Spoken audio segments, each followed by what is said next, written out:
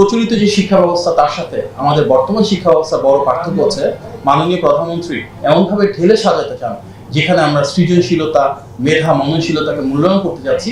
পুঁথিগত শিক্ষা বা সার্টিফিকেটের পাশাপাশি কিভাবে খেলাধুলা, সংস্কৃতি, এক্সট্রা কারিকুলার অ্যাক্টিভিটিসকে প্রায়োরিটাইজ করা যায়।